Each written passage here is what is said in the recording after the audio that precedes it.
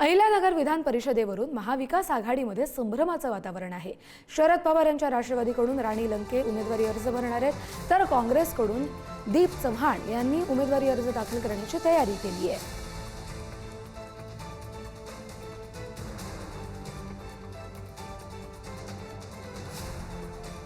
तर अहिल्यानगर विधान परिषदेवरून महाविकास आघाडीमध्ये सध्या संभ्रमाचं वातावरण दिसतंय। शरद पवार यांच्या राष्ट्रवादीकडून राणी लंके आपला उमेदवारी अर्ज भरतील, तर दुसरीकडे काँग्रेसकडून दीप चव्हाण हे आपला उमेदवारी अर्ज भरण्याच्या तयारीत आहेत। महाविकास आघाडीतील दोन घटक पक्षांकडून स्वतंत्र दावे होत आहेत, त्यामुळे आघाडीमध्ये अर्थातच विसंवाद सुरू आहे असा चर्चा सुरू झाल्यात। 2 दिवसांपूर्वीच काँग्रेस नेते हर्षवर्धन सपकाळ यांनी अहिल्यानगरची जागा काँग्रेसकडे असल्याचं जाहीर केलं होतं।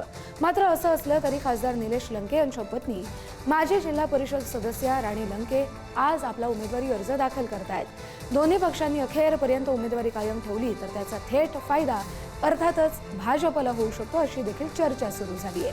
महायुतीचं संख्याबळ लक्षात घेऊन भाजप उमेदवाराची बाजू मानली जाते मजबूत।